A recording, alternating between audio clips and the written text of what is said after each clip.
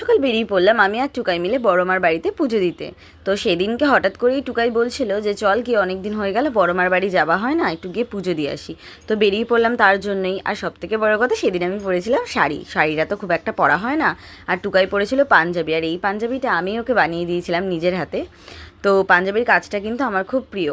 তো রেডি হয়ে এই যে আমরা ডালা কিনে নিয়েছি, ডালা কিনে নিয়ে ওর আমি বেরিয়ে গেছি। সেদিন গরমটা একটু কমই ছিল, তাই জন্য খুবই আরামে যেতে পেরেছি, নাহলে রোদ্দুর থাকলে না খুব কষ্ট হয়। আর খুবই তৃপ্তিভাবে আমরা পুজো দিতে পেরেছি, কারণ সেই দিন মন্দির মোটামুটি একটু ভিড় ছিল, যার জন্য বড় মাকে দর্শন করে মন একদম খুশি করে পুজো দিতে পেরেছি। আর বেরিয়ে আমরা ওখান থেকে আরেকটা যে মন্দির আছে ব্রহ্মকালী মায়ের মন্দির, ওখানে অঞ্জলি দিই এবং দিয়ে আমরা চলে যাই চা খেতে। আর এখানে চা খেতে গিয়ে আমার সাথে একটা কি বলবো ব্লান্ডার হয়ে গেছে, কারণ আমি বোতল যেই হাতে নিয়েছি ওই হাতেই কাপ নিয়েছি, আর ওইভাবেই আমি চাটা খাচ্ছি, যার জন্য একটু টেরে যাচ্ছিলো আমার হাতটা।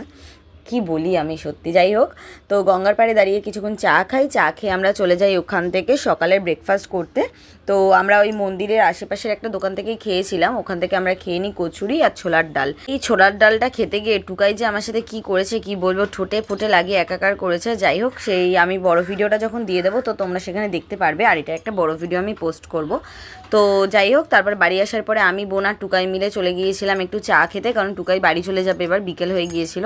তো এখানে গিয়ে তো এরা আমাকে নিয়ে হাসাহাসি করছে, নিজেদের মধ্যে হাসাহাসি করছে কি বলবো। তারপর চাটা খাওয়ার পরে টুকাই চলে গেল ওর বাড়ির উদ্দেশ্যে, আর আমরা ওকে টাটা দিয়ে চলে আসলাম আমাদের বাড়ির দিকে। তো চলো এখনকার মতো টাটা।